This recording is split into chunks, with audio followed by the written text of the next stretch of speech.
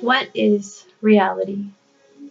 Reality is that memories of your childhood are visiting your dad in the federal prison system.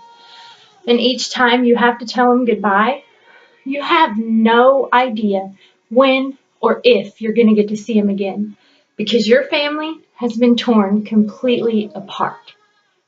It's between the ages of 14 and 15.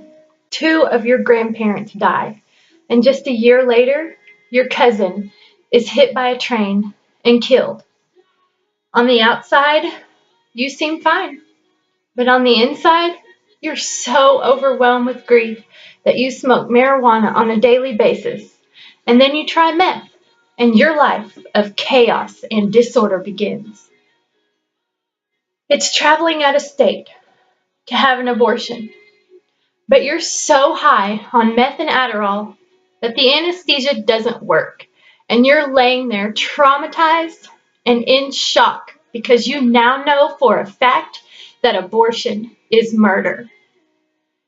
It's trying to overdose on meth and end your own life because you just lost custody of your 3 kids. Being alive and feeling that pain is worse than dying. You now believe they're probably better off without you. And besides, you're already dead on the inside anyways.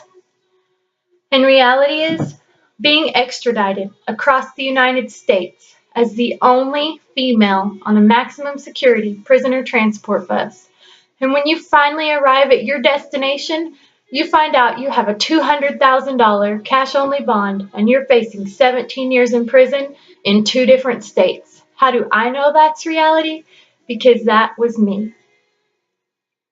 And although we all have different realities, we can all be saved and changed by the one same truth. And the truth is, at a young age, my dad did go to prison, and it left me heartbroken, and I felt like my family had been torn apart.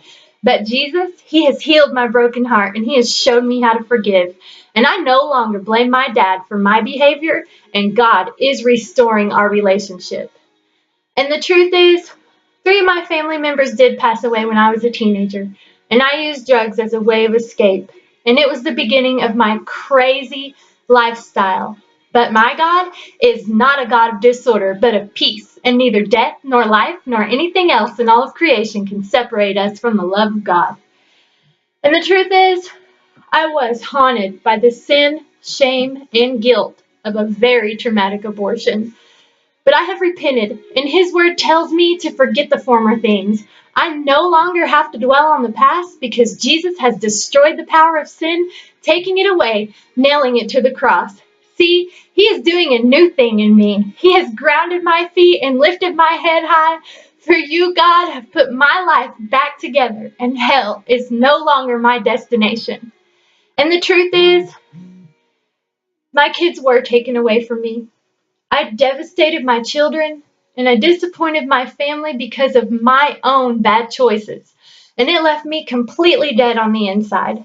But my old life, it died with Jesus on that cross, and my new life has been resurrected with him. For you, Lord, have delivered me from death, my eyes from tears, and my feet from stumbling. And I will not die, but live, and will proclaim what the Lord has done. And the truth is, I was surrounded by evil in a maximum security jail cell. Satan had me right where he wanted me.